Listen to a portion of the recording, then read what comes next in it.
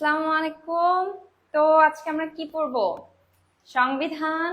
সংবিধান সংবিধান খুবই গুরুত্বপূর্ণ টপিক। এখান থেকে কিন্তু প্রশ্ন আসবেই। আর আমার জন্য পার্সোনালি খুবই মজার একটা টপিক, যেহেতু আমি আইন বিভাগে পড়াশোনা করছি। আপনাদেরকেও খুব মজা করে পড়াবো। সামনে আপনারা যারা আইন বিভাগে ভর্তি হতে চান বা পড়তে চান, তারাও আজকে ক্লাসে অনেক মজা পাবেন আর খুব সহজে পড়িয়ে দিব। এখান থেকে যে প্রশ্নগুলো আসবে সব পারবে আমার বাচ্চারা। কেমন? তো এত কিছু বলে ফেললাম, বলেন কেমন আছেন আপনারা? সকালে ভালো আছেন? আপনাদের কাছে যখনই আসি তখনই খুবই ভালো লাগে। তখনই ধরেন যে মনটাও ভালো হয়ে যায় যে এতটা টাইম আপনাদের সাথে কাটাতে পারছি। এতে করে বিশেষ করে যেদিন এলিট ব্যাচের ক্লাসগুলো থাকে, এখানে তো আমি আপনাদের সাথে মানে ইন্টারাকশন করতে পারছি না, সরাসরি কথা বলতে পারছি না। কিন্তু ব্যাচের ক্লাস যখন হয় সেটা তো জুমে নেওয়া হয়, সেখানে আমি তাদের সাথে সরাসরি ইন্টারাক্ট করতে পারি। তারপরে হচ্ছে যে তারা আমাকে মেসেজ করতে পারে। সেদিন দেখলাম একটা আপু মেসেজ দিয়েছে যে কি অবস্থা, একটু মন খারাপ লাগছে আপু, আমি কি করতে পারি। অনেকক্ষণ কথা হলো। এই যে বাচ্চাদের সাথে যে ইন্টারাকশনটা, তারা কখন কিভাবে পড়ছে, এই গাইডলাইন গুলো দিতেও অনেক ভালো লাগে। আপনারা যারা এলিট ব্যাচে এখনো ভর্তি হননি, তাড়াতাড়ি ভর্তি হয়ে যান, যাতে করে আমি সরাসরি আপনাদের সাথে কথা বলতে পারি। তো পড়ালেখা কি একটু শুরু করি আমরা নাকি? আজকে আমাদের টপিকটা হচ্ছে সংবিধান ও প্রশাসন। হ্যাঁ, আচ্ছা। খুবই মজার মজার পড়া আছে আজকে। হ্যাঁ, খুবই মজার মজার পড়া। ঠিক আছে, প্রথমে আমরা একটু জানি যে সংবিধান আসলে মানে প্রকারভেদ সম্পর্কে জেনারেল জিনিসগুলো আমরা একটু জেনে নিই। হ্যাঁ, দেখেন প্রকারভেদে আছে যে হচ্ছে যে আহ এটা কিছু কিছু সংবিধান হয় লিখিত আর কিছু কিছু হয় হচ্ছে যে অলিখিত। এখন লিখিত কোন কোনটা? বাংলাদেশের তো আপনারা জানি যে কনস্টিটিউশন আছে। বাংলাদেশ, ভারত, যুক্তরাষ্ট্র এটা হচ্ছে লিখিত, আর যুক্তরাজ্য, নিউজিল্যান্ড এন্ড স্পেন এদের লিখিত নেই। চিন্তা করে দেখেন, যাদের সংবিধান আসলে লিখিত নেই, তাদের কিন্তু যুগের পরের যুগ তাদের যে আইনগুলো আছে সেই জিনিসগুলো মনে রাখা লাগছে। আমরা তো সিলেবাসের একটু পড়া সেটাই মনে রাখতে পারি না। আর যুক্তরাজ্য কি করছে, তাদের পুরো দেশ কিভাবে চলবে সে সব নিয়ম কানুন তারা মাথায় রাখছে। ইন্টারেস্টিং না ব্যাপারটা? আর এই দেখেন সংশোধন কিভাবে আসলে করা যায় সেই প্রক্রিয়াটা কিছু কিছু জায়গাতে খুব সহজ, কিছু কিছু জায়গাতে হচ্ছে খুবই জটিল। যুক্তরাজ্যে তো কিছু লেখাই নেই, তারা চাইলে খুব ইজিলি সংশোধন করে ফেলতে পারে। কিন্তু জটিল ধাপগুলো হচ্ছে যে বাংলাদেশে বা যুক্তরাষ্ট্রে। বাংলাদেশে কিভাবে সংবিধানের সংশোধন হয় বলেন তো? কারা করে এটা? এটা করে হচ্ছে যে পার্লামেন্ট। যখন সংশোধনের একটা প্রস্তাবনা আসে, তখন সেটা যদি পার্লামেন্টে পাশ করে, তাও আবার 2/3 ভোটে, মেজরিটি লাগে 2/3-এ, তাহলে তারপরে গিয়ে এটা সংশোধনীটা হয়। আর যুক্তরাষ্ট্রতে প্রসেসটা আরো ডিফিকাল্ট। লাইক ক্রাশকে ইমপ্রেস করা যেমন অনেক ডিফিকাল্ট, তেমন যুক্তরাষ্ট্রের প্রসেস অনেক ডিফিকাল্ট। তাদের তো পার্লামেন্ট যেটা সেটা দ্বিকক্ষ বিশিষ্ট, সেখানে মেজরিটি পাওয়ার পরে আবার র্যাটিফিকেশনের ব্যাপার থেকে সেটা আরো হিউজ ব্যাপার। সামনে আপনারা ইন্টারেস্টেড থাকলে সেটারও একটা ভিডিও আমি আপনাদেরকে দিয়ে দিব। হ্যাঁ, দেখেন তারপরে আসি আমরা। তাহলে এখান থেকে আমরা কিছু ইনফরমেশন জানলাম। ইতিহাসটা একটু দেখি। ইতিহাস জিনিসটা বরাবরই একটু বোরিং হয়, তাই না? একটু ছোট্ট করে ইতিহাসটা আমরা দেখে ফেলি। মজার মজার পড়া আসছে। হ্যাঁ, এরপরে অনেক মজার মজার পড়া পড়বো আজকে আমরা। দেখেন, সংবিধানের একটা অস্থায়ী সংবিধানের আদেশ জারি হয় একদম মুক্তিযুদ্ধের পরপরই। দেখেন 11ই জানুয়ারি 1972, সেই টাইমে, যেহেতু আমাদের কোনো সংবিধান ছিল না। তারপরে যেটা করে যে গণপরিষদ গঠিত হয় হচ্ছে 23 মার্চ 1972-এ। এই গণপরিষদের প্রথম যে অধিবেশনটা সেটা কবে হয় দেখেন? 10 এপ্রিলে। এই গণপরিষদটা গঠিত হওয়ার পরে সেখান থেকে 34 জন সদস্যকে নিয়ে একটা খসড়া প্রণয়ন কমিটি গঠন করা হয়। সেটা করা হয় 11 এপ্রিল 1972-এ। তাহলে 10-এ প্রথম অধিবেশনটা হয় 10 এপ্রিল, আর 11 এপ্রিলে কি হচ্ছে, 34 জনকে নিয়ে একটা অধিবেশন করা হলো, একটা মানে খসড়া প্রণয়ন কমিটি গঠন করা হলো। এই 34 জনের মধ্যে একজন ছিল মাত্র, সে ছিল হচ্ছে বিরোধী দলীয় সদস্য। তার নামটা মনে রাখা খুবই গুরুত্বপূর্ণ, সুরঞ্জিত সেনগুপ্ত। এই 34 জনের মধ্যে 33 জনই ছিল সরকার পক্ষ, একজন মাত্র ছিল বিরোধী পক্ষ, সুরঞ্জিত সেনগুপ্ত। আর দেখেন সভাপতি কে ছিল এখানকার? ডক্টর কামাল হোসেন। হ্যাঁ, যাকে কিনা সংবিধানের রূপকার বলা হয়। তাহলে সংবিধানের রূপকার কে? সংবিধানের রূপকার হচ্ছে যে ডক্টর কামাল হোসেন। ঠিক আছে, আচ্ছা। এরপরে আমরা দেখি আর কি কি আছে। ওকে, এই যে একটা প্রশ্ন, খুবই গুরুত্বপূর্ণ প্রশ্ন। দেখি কে পারেন। বাংলাদেশের সংবিধান প্রণয়ন কমিটির একমাত্র নারী সদস্য কে বলেন তো? একমাত্র নারী সদস্য দেখেছেন? কে বলেন দেখি, কে কে পারবেন এটা? এই যে 34 জনের কমিটি ছিল তার মধ্যে একজনই নারী সদস্য ছিল, সে নারী সদস্যের নামটা মনে রাখতে হবে। একটু আগে কি বলেছি, সুরঞ্জিত সেনগুপ্ত ছিল একজন যে বিরোধী দলীয় সদস্য ছিল দলের, আর একজন নারী সদস্য ছিল যার নাম ছিল, দেখি আমরা নামটা কি ছিল, নামটা ছিল হচ্ছে যে রাজিয়া বানু। তার নাম ছিল রাজিয়া বানু, তার নাম ছিল রাজিয়া বানু। তাহলে একমাত্র নারী সদস্যের নাম কি ছিল? রাজিয়া বানু। নীলা নামে একজন উত্তর দিয়েছে, থ্যাংক ইউ। কাশপিয়া নামে একজন উত্তর দিয়েছে, থ্যাংক ইউ। দেখেছেন, উনি ছিল একমাত্র নারী সদস্য। ঠিক আছে, আপনাদের বলেন তো কার কার ইচ্ছা আছে পার্লামেন্টে এমপি হওয়ার? বলেন তো দেখি, পার্লামেন্টের সদস্য হওয়ার কার কার ইচ্ছা আছে? এবার দেখেন, আমাদের সবার এই জিনিসগুলো জানা থাকা দরকার। সেটা হচ্ছে যে বাংলাদেশের যে সংবিধানটা সেটা আসলে গৃহীত হয় কবে? 4 নভেম্বর 1972। আর যেহেতু 4 নভেম্বর এটা গৃহীত হয়, তাই সংবিধান দিবসটাও কিন্তু 4 নভেম্বরে। সংবিধান দিবস কবে? 4 নভেম্বর। কিন্তু এই সংবিধানটা কার্যকর হওয়া শুরু করে 16 ডিসেম্বর 1972 থেকে। 16 ডিসেম্বর 1972 থেকে সংবিধানটা কার্যকর হওয়া শুরু করে, আর এই সংবিধানটা গৃহীত হয় হচ্ছে 4 নভেম্বর। আর 4 নভেম্বরেই যেহেতু প্রথম গৃহীত হয়, তাই এই সংবিধান দিবসটাও কবে? 4 নভেম্বর। সংবিধান দিবস 4 নভেম্বর। আচ্ছা, এটার যে মূল ভিত্তি বা প্রস্তাবনা, প্রিয়াম্বল হচ্ছে যে একটা, আমাদের সংবিধানের যে প্রিয়াম্বল প্রস্তাবনা এটা হচ্ছে একটা। এখানে দেখেন আমাদের সংবিধানের অধ্যায় বা ভাগ কয়টা, মানে চ্যাপ্টার হচ্ছে যে 11টা, আর্টিকেল বা অনুচ্ছেদ হচ্ছে যে 153টা, তফসিল হচ্ছে যে 7টা।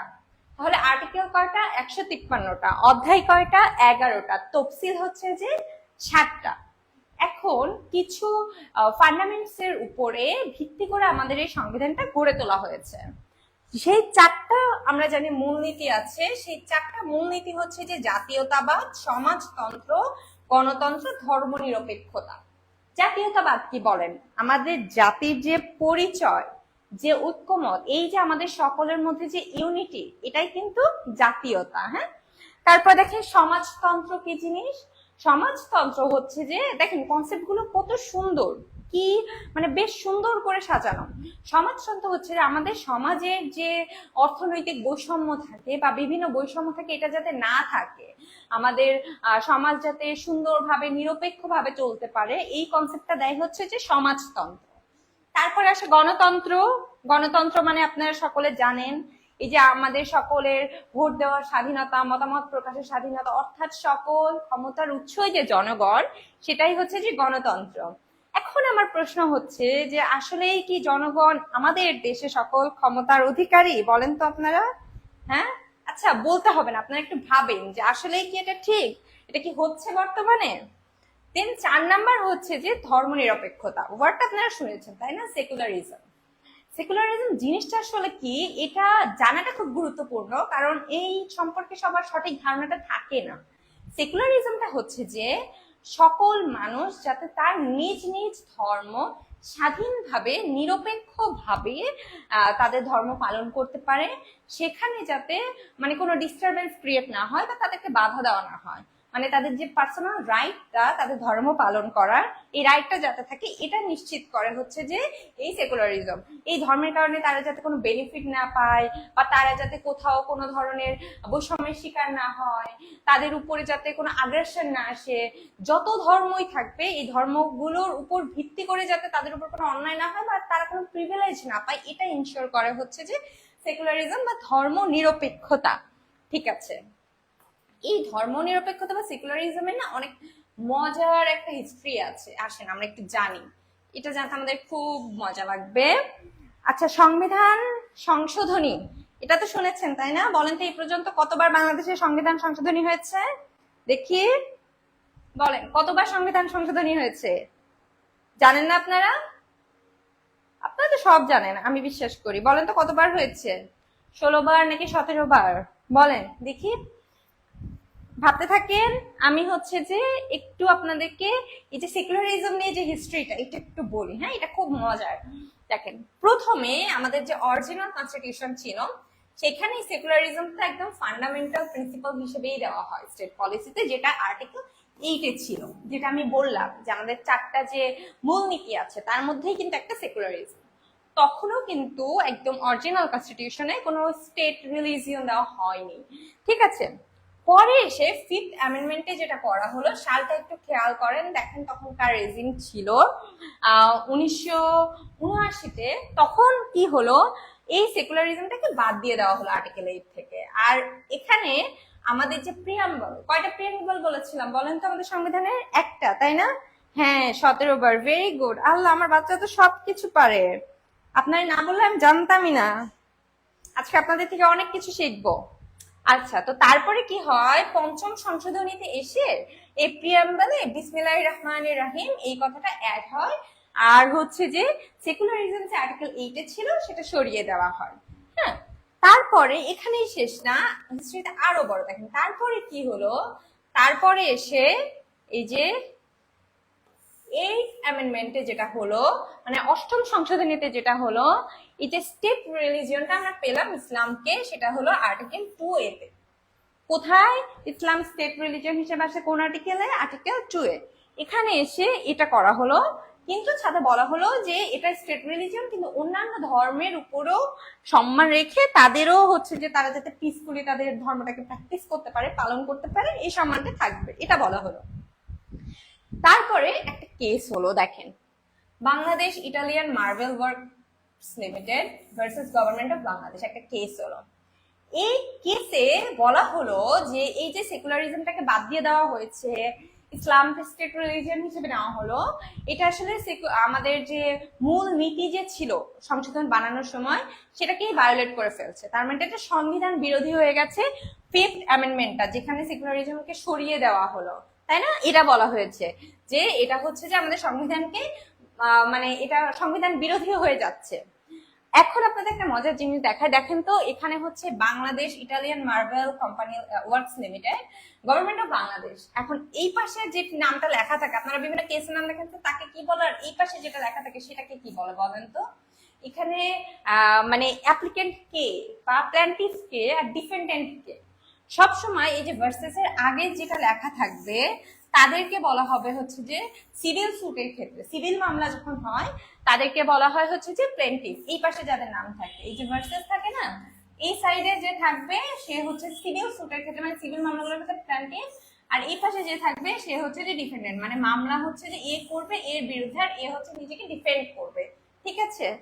আর যখন এটা হাইকোর্টে হচ্ছে যে রিট করা হয় বা অ্যাপিলেট ডিভিশনে যায়, তখন এটাকে বলা হয় এই যে ধরেন যে অ্যাপ্লিকেন্ট বলা হয়, মানে বেসিক্যালি এই পাশে যে সে অ্যাপ্লাই করে কোনো একটা জিনিস নিয়ে, আর এই পাশে যে থাকে সে হচ্ছে যে রেসপন্ড করে। এখানে এখানে গভর্নমেন্ট অফ বাংলাদেশের উপরে হচ্ছে যে একটা বিষয় নিয়ে অ্যাপ্লিকেশন করা হচ্ছে, অ্যাপ্লিকেন্ট করা হয়েছে, একটা বিষয় বলা হয়েছে, আর সেটাকে হচ্ছে যে রেসপন্স করবে হচ্ছে গভর্নমেন্ট অফ বাংলাদেশ। ঠিক এইভাবেই কেসগুলো আসে। তাহলে জানলেন তো যে কে কেস ফাইল করে তার নামটা কোন দিকে লেখা হয়, আর যে ডিফেন্ড করে তার নামটা কোন দিকে লেখা হয়, এটা আমরা জানলাম, তাই না? তারপরে কি হলো দেখেন, ফাইনালি 5th অ্যামেন্ডমেন্টে 15th অ্যামেন্ডমেন্টে মানে 15th অ্যামেন্ডমেন্টে কি হলো, এই যে সেকুলারিজম আবার আর্টিকেল 8-এ চলে আসলো, আমাদের যে ইসলামটা সেটাও স্টেট রিলিজিয়ন হিসেবে থাকলো, প্রিয়াম্বলে আমাদের যে বিসমিল্লাহির রহমানির রহিম ছিল সেটাও থাকলো। অর্থাৎ এই যে এতদিন ধরে এত কনফ্লিক্ট, এত সবার ভিতর এটা থাকবে না ওটা থাকবে, এটা চলে যাবে নাকি এটা চলে যাবে, সবকিছুর মধ্যে এখন যেটা হলো যে ঠিক আছে, সবার কথাই থাকবে, সেকুলারিজমও থাকবে, প্রত্যেকটা ধর্মের প্রতি সম্মান থাকতে হবে, তাদেরকে প্রতিটা ধর্ম পালন করতে দিতে হবে। আমাদের যেহেতু মেজরিটির মানুষই হচ্ছে ইসলাম ধর্মে, তাই স্টেট রিলিজিয়ন হিসেবে ইসলামটাকেও থাকছে। এবং আমরা হচ্ছে যে প্রিয়াম্বলে বিসমিল্লাহির রহমানির রহিম সেটাও সেট করছি। এখনো যদি এটা নিয়ে অনেক ধরনের তর্ক বিতর্ক আছে, যেটা সম্পর্কে আপনারা যদি জানতে চান তাহলে আরো অনেক কিছুই শিখতে পারবেন। ঠিক আছে, দেখি। আচ্ছা, আইআরএ পড়তে চাই লিখেছেন একজন। হ্যাঁ, অবশ্যই, যারা আইআরএ পড়তে চান, আপনি যে কোনো জায়গাতেই যদি পড়তে চান তাহলেও এই যে আপনি যেহেতু বাংলাদেশে আছেন, আপনি একজন বাংলাদেশের নাগরিক, আপনার পরিচয় বাংলাদেশে, তখন বাংলাদেশের যে মূল জিনিসগুলো, বাংলাদেশ কিভাবে চলে, কিসের উপরে চলে, এই যে সংবিধানের উপরে চলে, এই জিনিসগুলো কি জানা থাকা উচিত না সবার? এই যে কমন সেন্স গুলো, এগুলো জানা থাকা উচিত না? আপনি যদি এটাই না জানেন, সংবিধানে কিন্তু আপনার মৌলিক অধিকার গুলো নিয়ে লেখা আছে, আমাদের মৌলিক অধিকার গুলো নিয়ে লেখা আছে। আমি যদি নাই জানি আমার মৌলিক অধিকার কি কি, তাহলে কি আমি আমার অধিকার ইনশিওর করতে পারবো? আমার অধিকার যদি কেউ না দেয়, তাহলে কি সেটা নিয়ে আমি লড়াই করতে পারবো? পারবো না কিন্তু। তাই সবারই কিন্তু আমাদের বাংলাদেশের যে সংবিধান, সেটা সম্পর্কে অবশ্যই জানতে হবে, সেখানে কি কি আছে, সেটা কিভাবে চলে, এই সম্পর্কে জানতে হবে। ঠিক আছে, এখন আপনাদের একটা প্রশ্ন করি, খুবই সহজ একটা প্রশ্ন। বলেন, আর্টিকেল কয়টা আমাদের সংবিধানে? বলেন তো।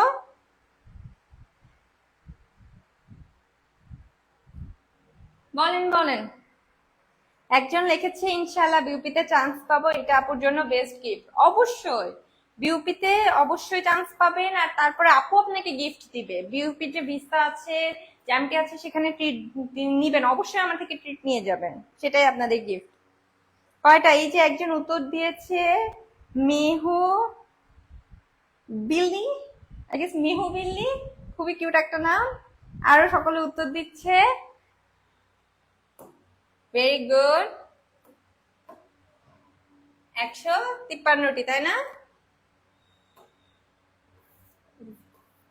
দেখি, হ্যাঁ, গুড। যারা যারা উত্তর দিয়েছেন, ভেরি গুড, খুবই ট্যালেন্টেড আপনারা, খুবই ট্যালেন্টেড, খুবই ট্যালেন্টেড।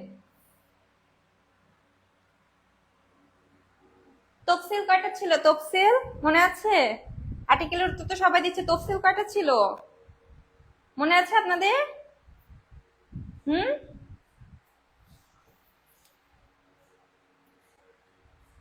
আচ্ছা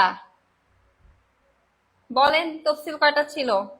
যেগুলো পড়িয়ে যাব সেই পড়াগুলো কিন্তু অবশ্যই অবশ্যই মনে রাখতে হবে, হ্যাঁ? ভুলে গেলে একদম চলবে না পড়াগুলো। সবাইকে ভালো করতে হবে, সবাইকে ভালো ভালো জায়গায়, নিজের স্বপ্নের জায়গায় চান্স পেতে হবে। হাসিন তাবা নামে একজন উত্তর দিয়েছে তফসিল 60টি, ভেরি গুড। আর চ্যাপ্টার ছিল 11টি, তাই না? পার্টস ছিল 11টি। ওকে, ঠিক আছে। এখন দেখেন, এই যে আর্টিকেল বা বিভিন্ন অনুচ্ছেদে কি, বিভিন্ন অনুচ্ছেদে বিভিন্ন জিনিস নিয়ে কথা বলা হয়েছে, তাই না? আর চ্যাপ্টার ওয়াইজ এগুলো আবার ভাগ করা। ধরেন যে একটা চ্যাপ্টারে মৌলিক অধিকার নিয়েই কথা বলা হয়েছে, সেই চ্যাপ্টারে তখন সেই চ্যাপ্টারের ভিতরে যে অনুচ্ছেদগুলো থাকে, সেই বিভিন্ন বিভিন্ন মৌলিক অধিকার নিয়ে কথা বলে, এরকম। এখন এই বিভিন্ন অনুচ্ছেদে যে বিভিন্ন জিনিস নিয়ে কথা বলা হয়েছে, সেগুলো কোনগুলো বেশি ইম্পর্টেন্ট, সেগুলো আমরা একটু জানি। দেখেন 7 নম্বরে হচ্ছে যে সংবিধানের প্রাধান্য রাষ্ট্রের সর্বোচ্চ আইন হিসেবে এই বিষয়বস্তু নিয়ে কথা বলা হয়েছে। 27 নম্বরে বলা হয়েছে আইনের দৃষ্টিতে সবাই সমান, এটা হচ্ছে যে মৌলিক অধিকার। অর্থাৎ আপনার বিরুদ্ধে যতক্ষণ না মানে আপনি গিলটি প্রমাণিত হচ্ছেন, ততক্ষণ অবধি আপনি কিন্তু নির্দোষ, এবং আইনের চোখে প্রত্যেকটা মানুষকে সমানভাবে ট্রিট করতে হবে। ঠিক আছে, এখানে কোনো ধনী গরিব, কোনো বেশি শিক্ষিত কম শিক্ষিত, বেশি সুন্দর, মানে সবাই তো সুন্দর, কিন্তু কেউ এমন কেউ তেমন, এগুলো নেই। আইনের দৃষ্টিতে সকলেই সুন্দর, সকলেই সমান। হ্যাঁ, আচ্ছা। তারপরে দেখেন যে চিন্তা, বিবেক আর বাক স্বাধীনতা, এটা কিন্তু মৌলিক অধিকার, এটা আছে 39-এ। 39-এ আছে বাক স্বাধীনতা নিয়ে। 70-তে আছে ফ্লোর ক্রসিং। এই যে ফ্লোর ক্রসিং, এটা খুব মজার একটা জিনিস। হ্যাঁ, মানে ফ্লোর ক্রসিং জিনিসটা কিন্তু অনেক মজার একটা জিনিস। হ্যাঁ, এই জিনিসটা সম্পর্কে আমি আপনাদেরকে বলি একটু, দেখেন খুবই মজা পাবেন। ফ্লোর বলা হয়, এই যে আমাদের সংসদের যে কক্ষটা থাকে না, এই কক্ষটাকে ধরেন যে ফ্লোর বলা হয়, নিজের যে স্ট্যান্ডার্ড, এটাকে ক্রস করে অন্যদিকে যাওয়াটাই হচ্ছে যে ফ্লোর ক্রসিং, মানে নামটা এইভাবে এসেছে। এখন ফ্লোর ক্রসিং আইনটা আসলে কি, এটা হচ্ছে যে আমি আপনাদেরকে একটু বলি, এটা খুব মজার। দেখেন আপনাদেরকে দেখায়, ফ্লোর ক্রসিংটা হচ্ছে যে আমাদের সংসদে যে মেম্বারগুলো থাকে, পার্লামেন্টের মেম্বাররা যখন পার্লামেন্টে একটা প্রস্তাব উত্থাপিত হয়, তখন নিজের দলের বিরুদ্ধে গিয়ে কোনো ধরনের মতামত দিতে পারে না বা ভোট দিতে পারে না, এটাই হচ্ছে যে ফ্লোর ক্রসিং। এখন এখন আমাদের এর আগে যেটা ছিল, ধরেন যে সরকার দল ছিল আওয়ামী লীগ, তখন আওয়ামী লীগের যারা এমপি ছিল বেশিরভাগ মানে সংখ্যাগরিষ্ঠই ছিল পার্লামেন্টের সদস্য।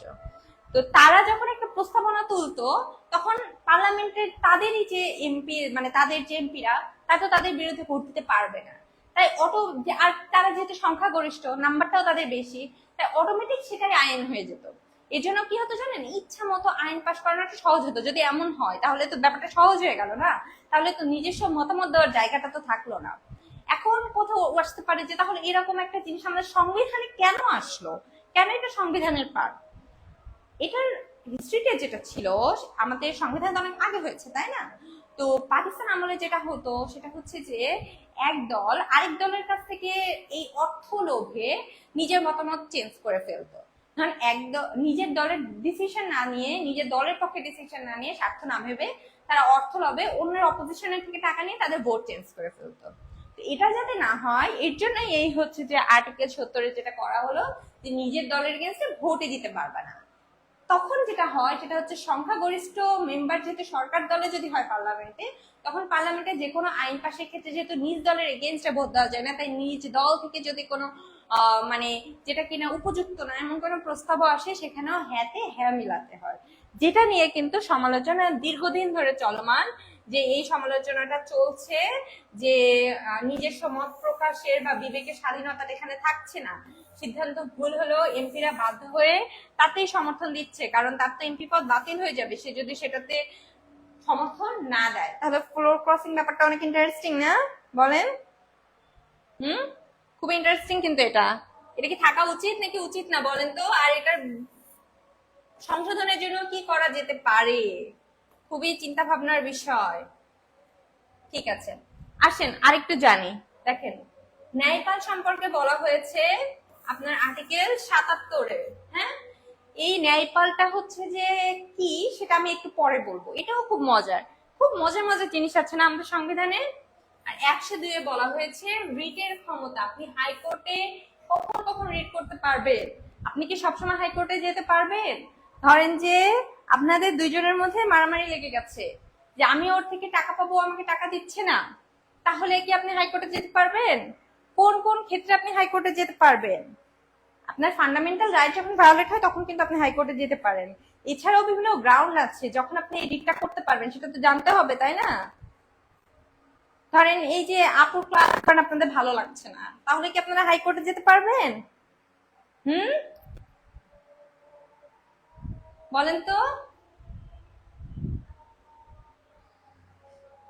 এছাড়াও দেখেন নির্বাচন কমিশন যে প্রতিষ্ঠা করা যাবে, ইলেকশন কমিশন যেটা, সেটা 118-তে বলা আছে এটা একটা সাংবিধানিক প্রতিষ্ঠান। আর সংবিধান যে সংশোধন হবে এটা বলা আছে 142-এ, আর এটা করবে আইন বিভাগ, অর্থাৎ এই যে আমাদের পার্লামেন্ট, হ্যাঁ লেজিসলেশন যেটা সেটাই করবে। ঠিক আছে, বুঝতে পেরেছেন? এরপরে আমরা দেখি আরো মজার পড়া আছে আপনাদের জন্য। ক্লাসটা ভালো লাগছে না আপনাদের? হ্যাঁ,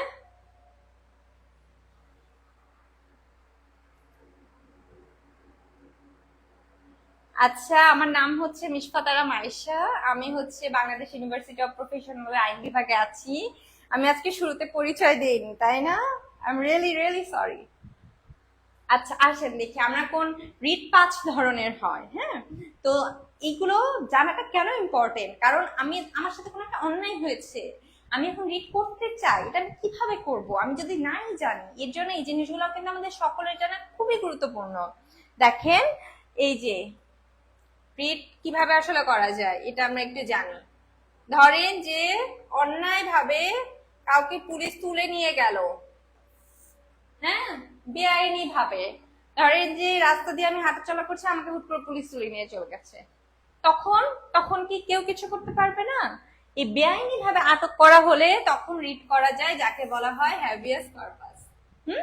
বেআইনি ভাবে যদি কাউকে আটক করা হয়, তাহলে এখন থেকে যদি দেখেন বেআইনি ভাবে কাউকে আটক করা হচ্ছে, তাহলে কিন্তু এই রিট করা যাবে, যার নাম হচ্ছে হ্যাবিয়াস কর্পাস।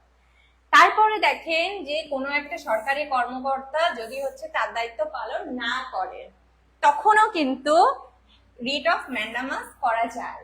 দেখেন খুব মজার একটা জিনিস জানেন, আমাদের আইনে মানে আমরা সবসময় কি জানি যে কোনো একটা অ্যাক্ট করলে মানে কোনো একটা অ্যাকশন নিলে বা আমাদের কোনো একটা কিছু হলে তখন এটা অন্যায় হয়ে গেলে তারপরে আমাদের শাস্তি হতে পারে এরকম, তাই না? কিন্তু আমাদের যে ল, তা সে কিন্তু শুধু অ্যাক্ট না, সে অমিশনের উপরেও হচ্ছে যে স্টেপ নেয়।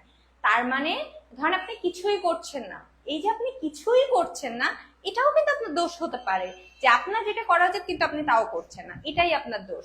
অর্থাৎ অ্যাক্ট অ্যান্ড অমিশন এই দুইটার উপরেই কিন্তু আমাদের যে লটা থাকে সেটা কিন্তু কাজ করে। হ্যাঁ, বুঝতে পেরেছেন? তাহলে হচ্ছে যে এই যে রিটটা, অর্থাৎ হচ্ছে যে এই যে রিটটা হচ্ছে যে আপনি, অর্থাৎ আপনি যে কিছু করছেন না যেটা আপনার করা উচিত, অর্থাৎ যে দায়িত্ব আপনার পালন করা উচিত কিন্তু সেটাও আপনি করছেন না, সেটার উপরেও রিট করা যেতে পারে, যে রিটটা হচ্ছে রিট অফ ম্যান্ডামাস। হ্যাঁ, আর রিট অফ প্রোহিবিশন যেটা, সেটা হচ্ছে যে ধরেন এটা রায় দেওয়ার আগেই নিম্ন আদালতগুলোতে, যেটা হচ্ছে যে মানে আমাদের যে বাংলাদেশের কোর্ট সবার উপরে কি আসে? Supreme court. সুপ্রিম কোর্টের দুইটা ভাগ থাকে, হাইকোর্ট আর অ্যাপেলেট ডিভিশন, তাই না? এই যে সুপ্রিম কোর্টের দুইটা ভাগ থাকে, হাইকোর্ট আর হচ্ছে যে অ্যাপেলেট ডিভিশন। কিন্তু তাছাড়াও আমাদের জেলায় জেলায় কোর্ট আছে না? এই নিম্ন আদালতে যখন কোনো বিচার কাজ চলবে সেখানে যদি সে তার এখতিয়ারের বাইরে গিয়ে কোনো কাজ করে বা বেআইনি কোনো কাজ হয়, রায় দেওয়ার আগেই সেটা নিয়ে রিট করা যায়, তাকে বলা হয় রিট অফ প্রোহিবিশন। আর রিট অফ সার্সিওরারি হচ্ছে যে রায় হয়ে গেছে কিন্তু নিম্ন আদালত যে সিদ্ধান্তটা নিয়েছে সেই সিদ্ধান্তটা ধরো যে বেআইনি বা সেই সিদ্ধান্তটা আসলে প্রপার হয়নি, তখন এটার উপর রিট করা যায়। লাস্ট ওয়ান দেখেন যে রিট অফ কো ওয়ারেন্টো। এটা খুবই ইম্পর্টেন্ট। ধরেন যে সরকারি পদে যে কেউ বসে আছে যে আসলে ওই পদটার জন্য যোগ্য না, হতে পারে সে দুর্নীতি করে গিয়েছে বা হতে পারে যে সে অন্য কোনো ভাবে গিয়েছে, যার এই পদটা পাওয়ার কথা না সে তাও এই পদটাতে আছে, তখন সেইটার ভ্যালিড গ্রাউন্ডে সেটার উপরেও অবৈধভাবে যদি কেউ সরকারি পদ পায় সেটার উপরে রিটটা করা যায়, সেটিকে বলা হয় রিট অফ কো ওয়ারেন্ট। ঠিক আছে, বুঝতে পেরেছেন? হ্যাঁ, বুঝতে পেরেছেন? তাহলে আমরা রিট গুলো সম্পর্কে জানলাম, তাই না? তাহলে যদি কেউ হচ্ছে যে অন্যায় ভাবে ধরে নিয়ে যায় তাহলে কিন্তু আপনারা রিট করতে পারবেন, এই যে হ্যাভিয়াস কর্পাসে যদি পুলিশ অন্যায় ভাবে ধরে নিয়ে যায়, কেউ সরকারি জায়গাতে বসে দায়িত্ব পালন করছে না, তার যে দায়িত্ব ছিল, আপনি গেছেন মামলা মানে মামলা নিয়ে গেছেন, সে মামলা আপনার নিচ্ছে না, আপনাকে সাহায্য করছে না, সেক্ষেত্রে আপনি ম্যান্ডামাস করতে পারেন, রিট অফ ম্যান্ডামাস। যখন হচ্ছে দেখছেন যে কেউ অন্যায় ভাবে কোনো সরকারি পদে বসে আছে সেক্ষেত্রেও কিন্তু রিট করা যেতে পারে। খুব মজার না ব্যাপারগুলো? এগুলো আমরা জানলাম না? হ্যাঁ, এই যে দেখেন এখানে জেনেছিলাম না? হুম, দেখেন নির্বাচন কমিশন সেটা হচ্ছে যে 118 নম্বরে, আর হচ্ছে যে সংবিধান সংশোধন যেটা সেটা 142-এ, দেখতে পাচ্ছেন? ঠিক আছে, তারপরে আমরা যাই, দেখি তারপরে আমাদের জন্য কি আছে। এই যে দেখেন আপনাদের একটা প্রশ্ন আছে, তারপরে এই প্রশ্নটার উত্তর কি হবে বলেন তো? হুম,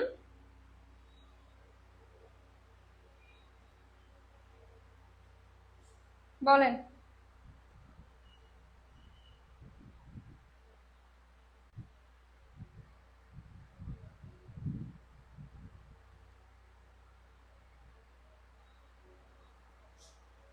একটু পড়াশোনা করতে হবে তো, এটার উত্তর বলেন,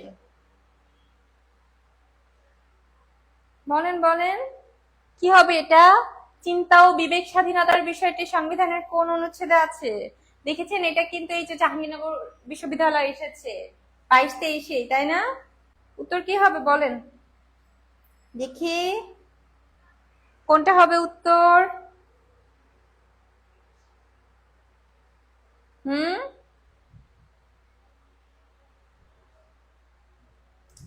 আচ্ছা, আমি বিভিন্ন রকমের উত্তর দেখতে পাচ্ছি, কেউ বলছে এ, কেউ বলছে সি, কোনটা হবে উত্তর? মন দিয়ে ক্লাস করতে হবে না? হুম,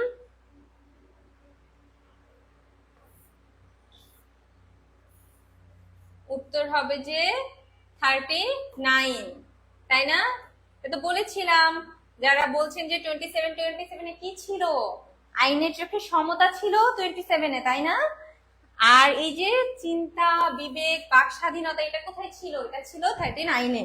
কনফিউজ হওয়া যাবে না, হ্যাঁ, মনে রাখতে হবে এগুলো, কিন্তু কোনো সমস্যা নেই। যারা ভুল করে সেই ভুলগুলো তাদের সবসময় মনে রাখে যে এরকম মিশাতাপুর ক্লাসে ভুল হয়েছিল, এটা এবার আবার মনে রাখতে হবে। পরীক্ষা এটার কখনো ভুল হবে না। এখন যারা সঠিক উত্তর দিলে তারা কেমন খারাপ করবেন? তারা যেহেতু দেখেছেন এটা নিয়ে একটা কনফিউশন ক্রিয়েট হয়েছে, তারাও এটা দেখে মনে রাখবেন। আপনারা সবাই সঠিক অ্যান্সার দিবেন, আমার বিশ্বাস আছে আপনাদের উপর। আমার বাচ্চারা অনেক ভালো করবে। হ্যাঁ, করবেন না আপনারা? অনেক ভালো করবেন আপনারা। মজার না? সংবিধান জিনিসটা পড়তে কিন্তু ভীষণ মজা, তাই না? দেখেন, এখন আমরা তফসিল সম্পর্কে একটু দেখি।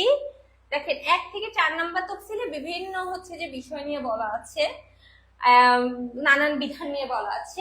মনে যেগুলো বেশি রাখতে হবে, পঞ্চম, ষষ্ঠ আর সপ্তম।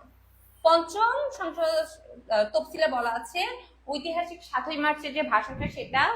পঞ্চম, 15 এইভাবে মনে রাখেন। অবশ্যই 3টাই তো 15 সংশোধনের মাধ্যমে যুক্ত হয়েছে, তাই না? 7ই মার্চের ভাষণটা তফসিলে এসেছে পঞ্চম তফসিলে।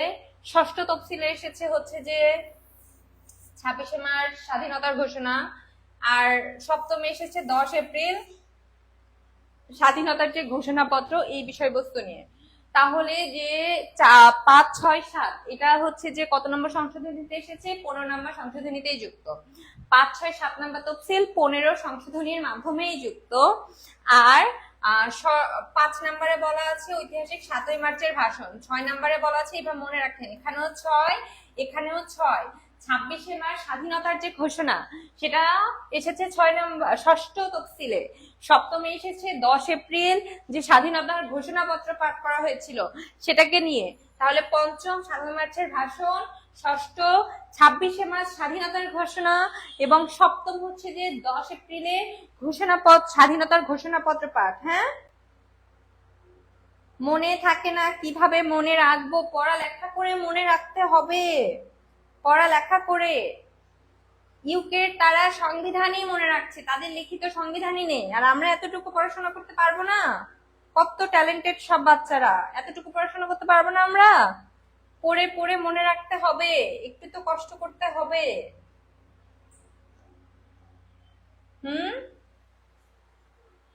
ছোট তো শোনেননি, আম্মুরা বলতো না, পড়ালেখা করে যে গাড়ি ঘোড়া চড়ে সে। পড়ালেখা করতে হবে না? এখন প্লিজ কেউ আমার কাজ করিয়েন না যে আমার গাড়ি ঘোড়া আছে কিনা, আমি তখন পড়ালেখা শেষ করিনি। দোয়া করেন যাতে পড়ালেখা শেষ করে তারপরে আমারও গাড়ি ঘোড়া হয়। হ্যাঁ হ্যাঁ, আমি তো এলিট ক্লাসে ক্লাস নিবেন, আমি তো ক্লাস নিচ্ছি তাদেরকে। আর তখন আপনার সরাসরি আমার সাথে কথা বলতে পারবেন। আর তখন আমার পড়াতে এত ভালো লাগে, আর সবাই এত ইংরেজিং হয়, আমি ওদেরকে কোশ্চেন করি মাঝে মধ্যে। আমি বলি যে আমাকে পড়াও, আমি পারি না কিছু। আমার বাচ্চারা তখন আমাকে পড়ায় স্লাইড দেখে দেখে, যে আপু এটা এরকম এরকম, সকলকে পড়ায় ওই ক্লাসের। তাদের সাথে ডিসকাশন হয়, ক্লাস টাইম অনেক সময় 2 ঘন্টারও বেশি হয়ে যায়, এতগুলো পড়া থাকে আমাদের সবাইকে মিলে। তো এলিট ব্যাচে যারা এখনো নেই, তাড়াতাড়ি এলিট ব্যাচে ভর্তি হয়ে নেন, এনরোল করে ফেলেন। আপনাদের জন্য গিফটও থাকছে, বইও থাকছে। এছাড়াও আমাকে আপনারা যে কোনো সময় মেসেজও দিতে পারেন, যে কোনো প্রয়োজনে, যে আপু যে কোনো সাজেশন, যদি মন খারাপ থাকে। আমি যখন ফ্রি টাইম পাই অবশ্যই অবশ্যই আপনাদের সময় দেওয়ার চেষ্টা করব, কারণ আমি জানি যে এই পিরিয়ডটা আসলে কতটা, এই সময়টাই আসলে কতটা কঠিন আমাদের সকলের জন্য। যদি আপনাদের কোনো উপকারে আসতে পারি তাহলে আমি খুবই খুশি হব, অবশ্যই। হ্যাঁ, এবার হচ্ছে যে সংশোধনী, ঠিক আছে? সংশোধনী নিয়ে আমরা একটু জানবো। সেটা হচ্ছে যে দেখেন, এখানে হচ্ছে যে প্রথম সংশোধনীটা কবে হয়েছিল? এটা হচ্ছে যুদ্ধ অপরাধীদের বিচার করার জন্য প্রথম সংশোধনীটা হয় 1973-এ। পঞ্চম হয় 75-এ, পঞ্চম হয় 75-এ। এই পঞ্চমে মনে রাখেন বাকশাল কবে গঠিত হয়েছিল? এই যে পঞ্চম সংশোধনীতেই কিন্তু বাকশাল গঠিত হয়েছিল, এটা মনে রাখতে হবে। একটু আগে আমি আরো বলেছি পঞ্চম সংশোধনীতে কি এসেছিল, মনে আছে? এই মানে সরি, চতুর্থ সংশোধনীতে হচ্ছে, চতুর্থ সংশোধনীটা হয় 75-এ, যেখানে বাকশাল। আর পঞ্চমটা হয় একটু আগে বলেছিলাম যে 1979-তে, যেখানেই হচ্ছে যে এই যে বাংলাদেশে বিসমিল্লাহির রহমানির রহিম যেটা সেটা করা হয় জাতীয়তাবাদ না, এখানে হচ্ছে ধর্ম নিরপেক্ষতা বাদ দিয়ে দেওয়া হয়। বুঝতে পেরেছেন? একটু আগে বললাম না সেকুলারিজমটা বাদ দিয়ে দেওয়া হয় তখন। হ্যাঁ, কত নম্বর আর্টিকেল থেকে? আর্টিকেল 8 থেকে। তাহলে প্রথমটা সংশোধনী হয় যুদ্ধ অপরাধীদের বিরুদ্ধে 1973-এ, যেটা হচ্ছে প্রথম। চতুর্থ সংশোধনী কবে হয়? চতুর্থ হয় হচ্ছে যে 1975-এ। তখন কি হয়? বাকশাল গঠিত হয়। 1975-এ হয় হচ্ছে চতুর্থ সংশোধনী। এই চতুর্থ সংশোধনীতে বাকশাল গঠিত হয়। বাকশালটা দেখেন কয়টা শব্দ আছে এখানে? 4টা শব্দ আছে। তাই এটা মনে রাখেন যে চতুর্থ সংশোধনী। চতুর্থ সংশোধনীতে বাকশাল গঠিত হচ্ছে, হ্যাঁ, 1975-এ। হ্যাঁ, আর পঞ্চমে যেটা আমি বললাম যে বাংলাদেশের যে সেকুলারিজমের যে কনসেপ্ট থাকে, অর্থাৎ ধর্মনিরপেক্ষতার যে কনসেপ্ট থাকে, সেটা বাতিল করা হলো। আর হচ্ছে যে প্রিয়াম্বেলে কোথায়, এটা মনে রাখতে হবে, প্রিয়াম্বেলে বিসমিল্লাহির রহমানির রহিম যেটা, সেটা ইনসার্ট করা হয় পঞ্চম সংশোধনীতে। অষ্টমে দেখেন, একটু আগেই বললাম যে এটা অষ্টম 88-তে হয়। তখন হচ্ছে রাষ্ট্রধর্মকে ইসলাম করা হয় আর্টিকেল 2 এর এতে, তাই না? রাষ্ট্রধর্মকে ইসলাম করা হলো। বা দ্বাদশ সংশোধনীতে কি হলো? এটা হলো 1991-এ হলো। সেখানে সংশোধনীর পদ্ধতির পুনরাবর্তন হয়। এই যে হয়েছিল না বাকশালের যে প্রস্তাবনা এসেছিল সরকারের, তো সেই সংসদীয় যে পদ্ধতি, সেই পদ্ধতির আবার পুনরাবর্তনটা হয় দ্বাদশে। ত্রয়োদশ হয় 1996-এ, যেখানে আমাদের এই যে তত্ত্বাবধায়ক সরকার কারা জানেন? এক সরকার চলে গেলে মানে ভোটের যখন টাইম আসে, তখন এটা নিয়ে একটা কোশ্চেন এসেছিল যে যে সরকার থাকবে সেই সরকারের আন্ডারেই যদি আবার পরবর্তী ইলেকশনটা করা হয়, তাহলে কি হবে? সেই সরকার এখানে দুর্নীতি করতে পারে। তাই আমরা কি করব? সেই সরকার চলে গেলে আমরা হচ্ছে যে এরকম তত্ত্বাবধায়ক সরকার, মানে কেয়ারটেকার গভর্নমেন্ট আনবো, যে গভর্নমেন্টের কাজ কি হবে?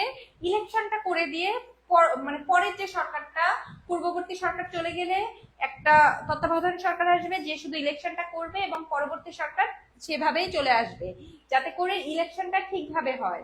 কিন্তু এই যে পদ্ধতিটা, এই পদ্ধতিটা হচ্ছে যে এই যে 1996-এ বাদ দিয়ে দেওয়া হলো। কেন বাদ দিয়ে দেওয়া হয়েছিল জানেন? তার কারণ হচ্ছে যে আমরা জানি যে ডেমোক্রেসি, গণতন্ত্র হচ্ছে যে আমাদের একটা মূলনীতি। তো যখন আমি তত্ত্বাবধায়ক সরকার করে দিচ্ছি, এটা আবার আপনি কিভাবে করছেন? এটা তো আপনি গণতন্ত্রের মাধ্যমে করছেন না, কিছু মানে কিছু প্রতিনিধি নিয়ে আপনি করছেন, নিজের মতো করে করছেন। তো এই যে প্রতিনিধিগুলো নির্বাচন করছেন, এখানেও তো আপনার দুর্নীতি হতে পারে। এর জন্য গণতন্ত্রের মানে ছাড়া কোন সরকার যাতে দেশে না বসে, সেটা গণতন্ত্র বিরোধী হতে পারে, সংবিধান বিরোধী হতে পারে। এর জন্য এই ত্রয়োদশ যেটা, মানে 13 নং যে সংশোধনী 1996, এই তত্ত্বাবধায়ক সরকারটাকে বাতিল করে দিল। তারপরে পঞ্চদশ দেখেন, এটা হয় 2011-তে। সেখানে হচ্ছে যে আপনার এই যে 72-এর যে মূল নীতি, মানে আমাদের আগের কনস্টিটিউশনের যে মূল নীতি, সেই মূল নীতিতে ফেরত পেল। এছাড়াও কিন্তু 2টা সংশোধনী আছে, তাই না? 2টা সংশোধনী কি কি বলেন? 16 নম্বর যে সংশোধনী, আর হচ্ছে যে 17 নম্বর, তাই না? আচ্ছা বলেন তো, 17 নম্বর যে সংশোধনীটা সেটা কবে হয়েছে, মনে আছে? সপ্তদশ সংশোধনী যেটা, সেটা কবে হয়েছে?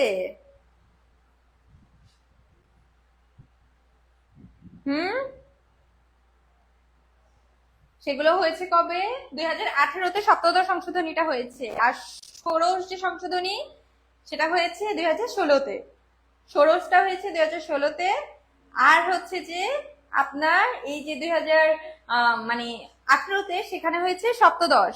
Very good. এই যে একজন উত্তর দিয়েছে, জেবিন আক্তার জিশা, ভেরি গুড। আপনারা যারা যেগুলো ক্লাস মিস করে গিয়েছেন এলিট ব্যাচের, এখনো যদি আপনারা ভর্তি হন, রেকর্ডেড ক্লাস অবশ্যই পেয়ে যাবেন। রেকর্ডেড ক্লাসগুলো দেখার পরেও যদি আপনার মনে হয় যে এখানে কনফিউশন হচ্ছে, তার জন্য তো আমরা আছি, গ্রুপ আছে তার জন্য, ডিসকাশনের জন্য, যেখানে প্রতিনিয়ত কিন্তু যে কোশ্চেনগুলো আপনারা করেন সেগুলোর উত্তর দেওয়া হয়। মানে পড়ছেন, পড়তে পড়তে হুট করে একটা কোশ্চেন এসেছে মাথায়, ওইখানে আপনি লিখে দিতে পারবেন। এবং ওইখানে আপনার অন্য সহপাঠীরা, আমাদের যারা আপনাদের হচ্ছে গাইডের জন্য থাকে, তারা, ইভেন আমি যখন দেখবো তখনই সেই উত্তর দিয়ে দেওয়া হয়। তো বেশিরভাগ সময় দেখা যায় আপনি ইনস্ট্যান্টলি উত্তরটা পেয়ে যান আপনার যখন কোনো কনফিউশন থাকে। বুঝতে পেরেছেন? এখান থেকে ওইখানে আপনারা যখন এলিট ব্যাচে ভর্তি হন, তখন কিন্তু সুবিধা অনেক বেশি। হ্যাঁ, ঠিক আছে, তখন আমি আপনাদের সাথে কথা বলতে পারি, যে কোনো সমস্যা একদম সরাসরি করে আপনাদের সাথে আমি কথা বলতে পারি। এই যে একটু আগে যেটা বললাম, এখানে দেখেন ষোড়শ সংশোধনীতে কি হয়েছে, বিচারপতিদের যে অবসরের সেই ক্ষমতাটা সংসদে দিতে বলা হয়েছিল, কিন্তু এই সুপ্রিম কোর্ট এটা হচ্ছে বাতিল করে দেয় যে না, এটা আসলে দেওয়া যাবে না। এটাও কেন দেওয়া যাবে না সেটাও আমরা একটু পরে আপনাদেরকে বলবো, সেই বিষয়টাও খুব মজার, সেটাও পরে অনেক মজা পাবেন। আর সপ্তদশ, এই যে 2018-তে যেটা হয়, সেটা যে সংরক্ষিত 50টি মহিলাদের আসন আছে না, সেটার মেয়াদ আরো আসলে 25 বছর বৃদ্ধি করা হয়। হ্যাঁ, এটা হচ্ছে যে ষোড়শ আর সপ্তদশ সংশোধনী। এবার বলেন যে সংবিধানে জাতীয় সংসদে নারী সংরক্ষিত, আচ্ছা বলেন তো নারী সংরক্ষিত আসন কয়টা দেখি। হুম, বলেন তো মেয়েদের সংরক্ষিত আসন কয়টা, এটা আগে বলেন। এটাও বলবেন, সাথে বলবেন যে কত সালে এটা প্রথম যুক্ত হয় সংবিধানে। দেখি বলেন তো, উত্তর দেন। হ্যাঁ, সংরক্ষিত আসন 50টা, কাব্য জামান বলেছে, ভেরি গুড। এখন বলেন তো কত সালে এটা প্রথম যুক্ত করা হয়। হুম, বলেন বলেন। হ্যাঁ, 50টা সংরক্ষিত আসন নারীদের জন্য, ভেরি গুড, আপনারা তো সব পারেন, আমার বাচ্চাদের দেখি সব পারেন। এখন আমাকে বলেন যে কবে যুক্ত করা হলো, কত সালে প্রথম। হ্যাঁ,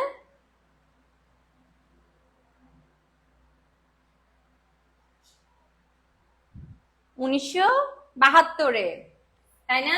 একজন উত্তর দিয়েছে মাইশা রহমান, আমার নামেও কিন্তু আছে মিশফা দ্বারা মাইশা।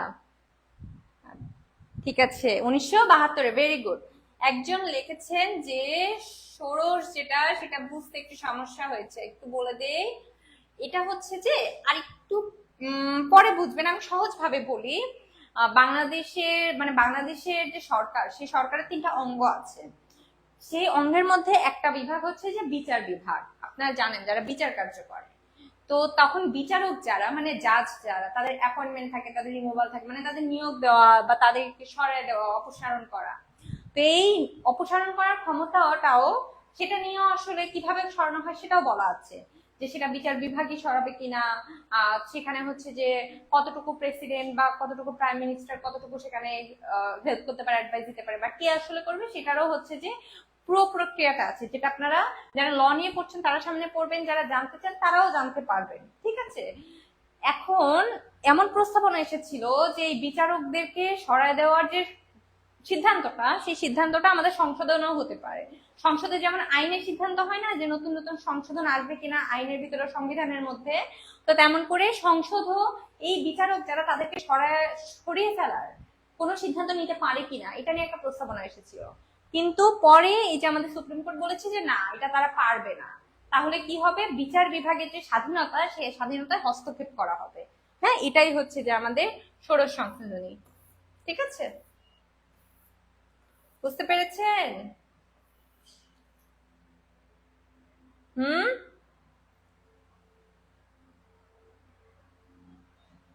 অবশ্যই আপনারা তো নিশ্চয়ই বুঝতে পারবেন। সংবিধান জিনিসটা কিন্তু আসলে খুব মজার পড়া, তাই না?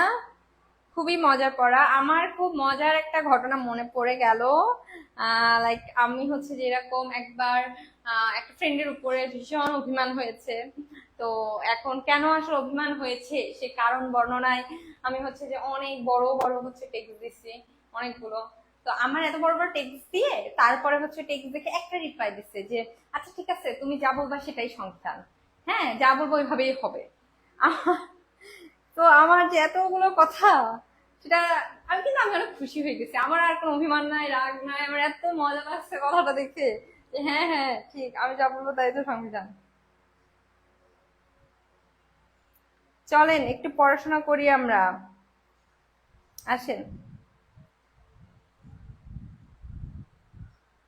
দেখেন তো, এই যে কনস্টিটিউশনাল বডি, আচ্ছা বলেন তো পুলিশ কি কনস্টিটিউশনাল বডি, এটা আপনারা খুঁজে বের করবেন আজকে। হ্যাঁ, পুলিশ কনস্টিটিউশনাল বডি কিনা এটা আপনারা খুঁজে বের করবেন আজকে। এখন বলিয়েন না যে আপু এখানে তো লেখাই আছে কনস্টিটিউশনাল বডি আসলে কারা, তো খুঁজে আসলে বের করতে হবে না, এটা একটু সার্চ দিয়ে দেখেন। এগুলো তো একটু জানা দরকার না? যদি সংবিধানে কনস্টিটিউশনাল বডি না হয় তাহলে পুলিশ কিভাবে হলো, এটাও তো জানতে হবে একটু। এগুলো নিয়ে ঘাটাঘাটি করবেন, মজা তো ব্যাপারগুলো। দেখেন সাংবিধানিক প্রতিষ্ঠান চারটা। একটা হচ্ছে নির্বাচন কমিশন, সেটা অনুচ্ছেদ 118-তে দেওয়া। সরকারি কর্ম কমিশন, সেটা অনুচ্ছেদ 137-এ দেওয়া। মহা হিসাব নিরীক্ষক ও নিয়ন্ত্রণ কমিশন, যেটা 127-এ দেওয়া। আর অ্যাটর্নি জেনারেল কার্যালয়, এটা হচ্ছে যে অনুচ্ছেদ 64-তে দেওয়া। এই চারটা হচ্ছে যে কনস্টিটিউশনাল বডি। সংবিধান বিধিবদ্ধ পদ আছে, দেখেন স্ট্যাটুটরি পোস্ট দুইটা, অ্যাটর্নি জেনারেল আর হচ্ছে যে ন্যায়পাল। অ্যাটর্নি জেনারেল কে? সরকারের এই যে প্রসিকিউশন, তাই না? আর এই ন্যায়পাল জিনিসটা কি? এটা খুবই মজা। দেখেন এটা খুবই গুরুত্বপূর্ণ একটা পদ। এটার কাজ হচ্ছে যে সরকারি কোনো কর্মকর্তা বা প্রতিষ্ঠান আসলে মানে আমাদের যে কাজগুলো করছে, তো সকল ক্ষমতার উৎস আসলে কারা? জনগণ। তো এখন তারা আসলে ঠিক করছে নাকি ভুল করছে, এটা তো জনগণের থেকে শোনা উচিত, তাই না?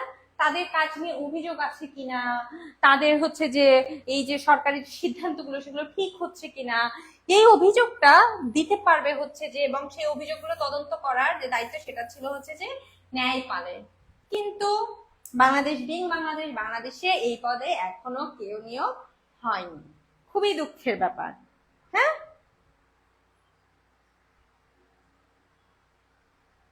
ঠিক আছে। সবাই তো দেখে আসিফ ভাইয়ের বিয়ে নিয়ে অনেক এক্সাইটেড। আপনারা সবাই ভালো ভালো জায়গায় চান্স পেলে আসিফ ভাইয়া বিয়ে করে ফেলবে। আপনাদের পড়াশোনা করাতে গিয়েই তো ভাইয়া বিয়ের সময়ই পাচ্ছে না। আপনারা ঠিক মতো লক্ষ্মী বাচ্চার মতো পড়াশোনা করলেই ভাইয়া বিয়েটা করে ফেলতো এতদিনে। ভাইয়া এতগুলা বাচ্চা কাচ্চা দেখাশোনা করতে গিয়ে আর বিয়ে করার সময় পাচ্ছে না। দেখেন সংবিধান পদ্ধতিতে সর্বোচ্চ পদমর্যাদার অধিকারী কে বলেন তো দেখি?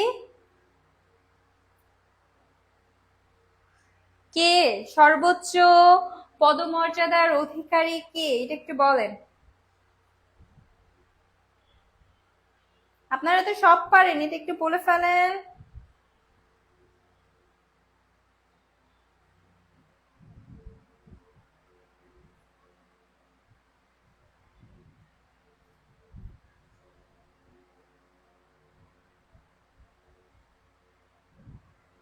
দেখেন আসিফ ভাই কি সুন্দর কমেন্ট করেছেন, সংবিধান পড়ে ছেলেদের কি হবে?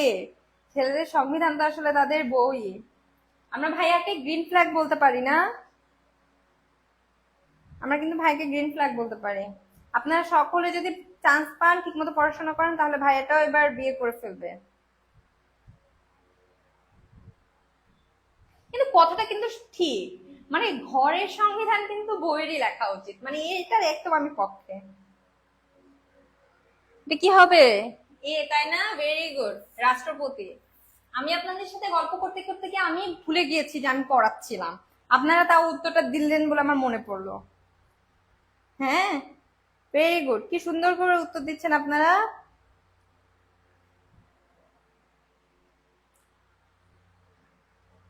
আচ্ছা, একজন উত্তর দিয়েছে প্রধানমন্ত্রী। খুবই ভুল উত্তর, যদিও সে ল নিয়ে পড়াশোনা করছে, মজা করছে আর কি আপনাদের সাথে। তো উত্তরটা হবে রাষ্ট্রপতি, তাই না? আচ্ছা, এখন দেখেন এটা খুবই মজার একটা টপিক। এটা হচ্ছে যে বাংলাদেশের সরকারের যে তিনটি অঙ্গ আছে, আমি একটু আগেই বললাম, আইন বিভাগ, শাসন বিভাগ আর বিচার বিভাগ। আইন বিভাগ এই যে লেজিসলেটিভ, এক্সিকিউটিভ আর হচ্ছে জুডিশিয়ারি। তো লেজিসলেটিভকে কেন আইন বিভাগ বলে? এটাই বেসিক্যালি পার্লামেন্ট বা সংসদ। হ্যাঁ, সেখানে তো এই যে আইনগুলো তৈরি করা হয়, সেখানে সংবিধানের সংশোধনের জন্য কাজ করা হয়, তাই না? এর জন্যই হচ্ছে যে এটাকে আইন বিভাগ বলা হচ্ছে। মনে রাখবেন এটা হচ্ছে যে পার্লামেন্টকে বোঝাচ্ছে, ঠিক আছে, সংসদকে বোঝাচ্ছে। আর তারপর আছে শাসন বিভাগ। বেসিক্যালি যে আইন বিভাগ তারা কি করলো, আইনটা হচ্ছে যে সংশোধন করলো বা আইন তৈরি করলো। দেন শাসন বিভাগ যে, তাকে বলা হয় এক্সিকিউটিভ ব্রাঞ্চ, মানে যারা এক্সিকিউট করে, মানে এই যে ধরেন যে মন্ত্রণালয় আছে, মানে যারা হচ্ছে যে পুলিশ আছে, যারা এই আইনটাকে এক্সিকিউট করে, তারা এই আইনটা প্রয়োগ করছে, তারা হচ্ছে যে শাসন বিভাগ। আর বিচার বিভাগ হচ্ছে যে যারা সবকিছু ওভারসি করছে, যে আইন ঠিক মতো প্রণয়ন হচ্ছে কিনা, যার বিরুদ্ধে যে অভিযোগ উঠেছে সেটা ঠিক কিনা, এই অভিযোগের ভিত্তিতে তার কি শাস্তি পাওয়া উচিত, এটা হচ্ছে যে বিচার বিভাগ। এই যে তিনটি অঙ্গনে, এই কনসেপ্টটা আসলে আসে হচ্ছে যে সেপারেশন অফ পাওয়ার থেকে। আমি যখন ফার্স্ট ইয়ার ফার্স্ট সেমিস্টার ছিলাম তখন আমাদের হচ্ছে যে একজন অ্যাডিশনাল ডিস্ট্রিক্ট জাজ এটা সম্পর্কে পড়িয়েছিলেন।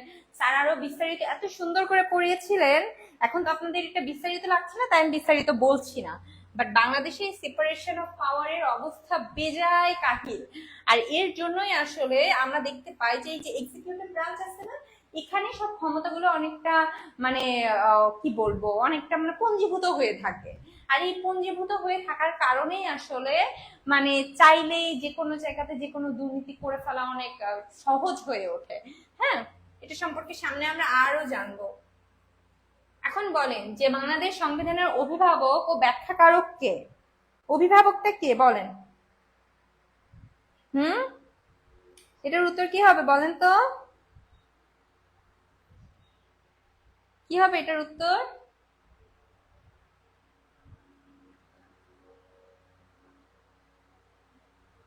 পড়াশোনা হবে, পড়াশোনা পড়াশোনা।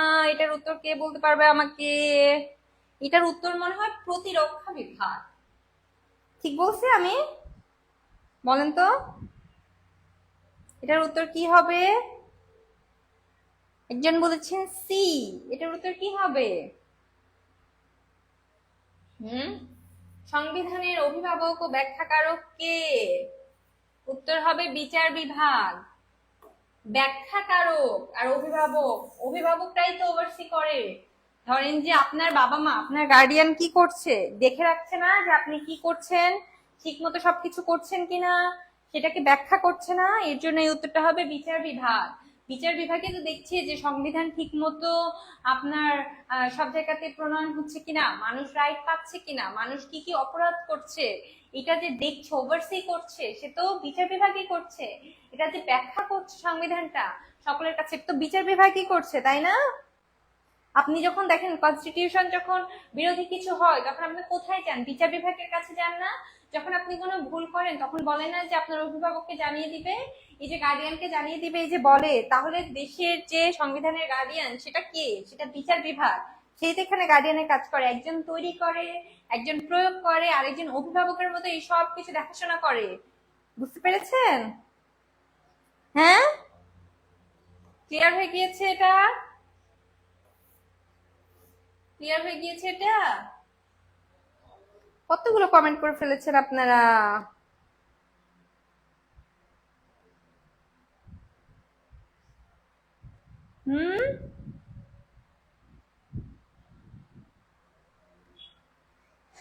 আচ্ছা, দেখেন এখন আমরা এটা সম্পর্কে জানবো।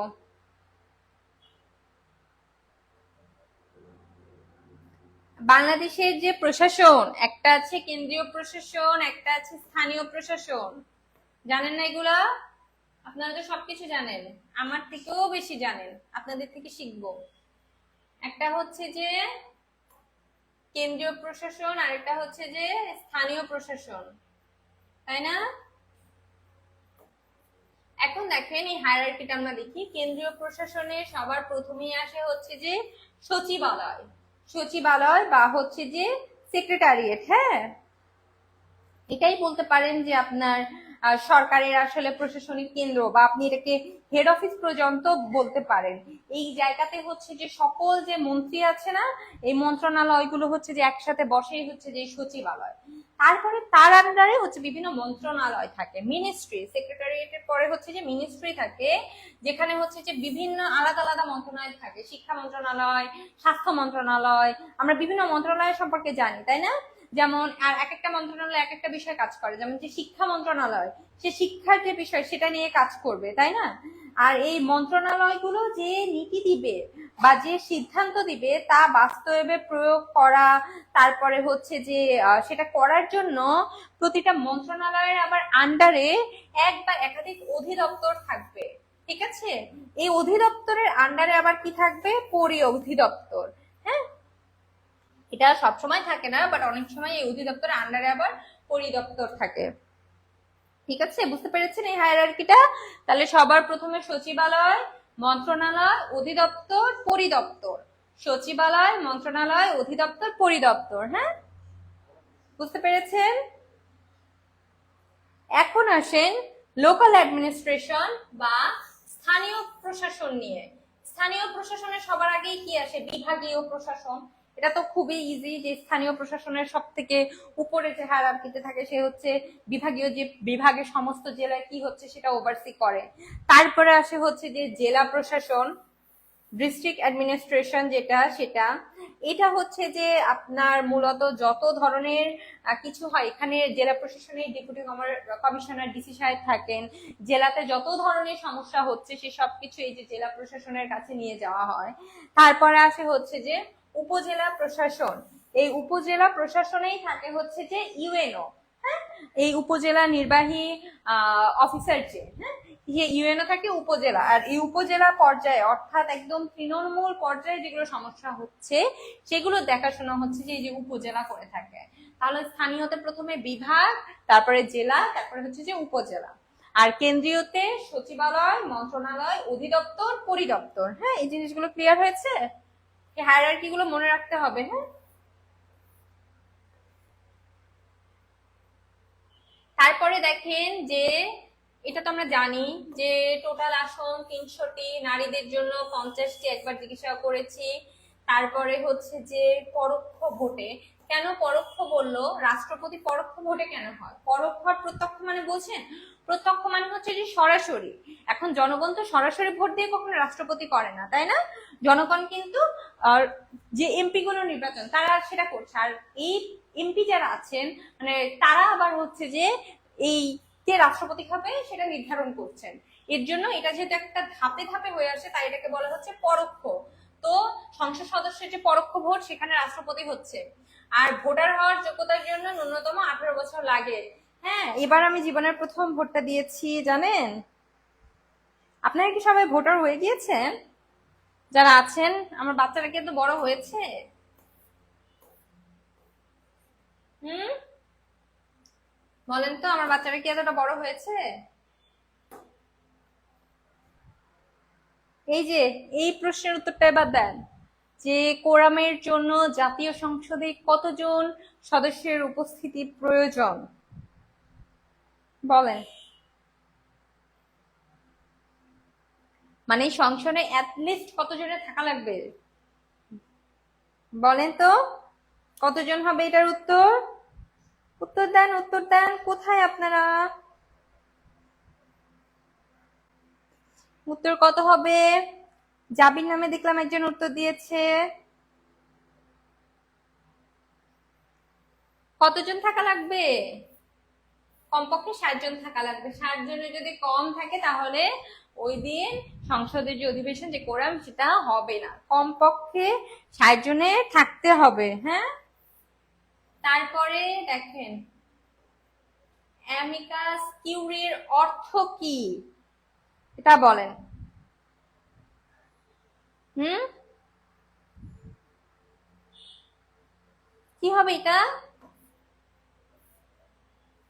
আদালতের বন্ধু। অ্যামিকাস কিউরি হচ্ছে যে আদালতের বন্ধু। হ্যাঁ, এটার উত্তর হবে যে আদালতের বন্ধু। এই যে দেখেন ঢাবির বিউনিতে 23-24 কিন্তু এসেছিল। দেন লাস্টলি থ্যাংক ইউ সবাইকে এতক্ষণ ধরে আপুর ক্লাস করার জন্য, এত ধৈর্য নিয়ে। আমার খুবই ভালো লাগে আমি যখন আপনাদের ক্লাস করাতে আসি, আপনাদের সাথে সেই সময়টা পাই। এলিট ব্যাচ যখন ওদের সাথে আরো সরাসরি কথা হয় না, আমার এত ভালো লাগে বলার মতো না। আর সবাইও এত হেল্পফুল, অনেক ভালো। তারপর এই তো এটাই, আজকে ক্লাস এখানে শেষ করব। আর এটাই প্রত্যাশা করব যে সকলে পরিশ্রম করেন, যে যেখানে যে পরিস্থিতিতেই আছেন আর কয়েকটা দিন একটু পরিশ্রম করেন। এই ছোট্ট ছোট পরিশ্রম গুলো, এই যেমন এখন ক্লাসে কিছু যে শিখলেন আবার এটা রিভাইজ করবেন, যে এই যে পরিশ্রম গুলো, এই পরিশ্রম কখনোই বৃথা যাবে না। সেই ফলাফলটা একটু আগে আসুক বা একটু পরে আসুক, অবশ্যই অবশ্যই আসবে। অনেক অনেক দোয়া থাকবে। আপুর জন্য অনেক অনেক দোয়া করবেন। আপুর কোনো ভুল ত্রুটি বা কোনো কথা এদিক ওদিক গেলে ক্ষমা করে দিবেন। তাহলে আজকে ক্লাসটা আমরা এখানেই শেষ করি, কেমন? আসসালামু আলাইকুম।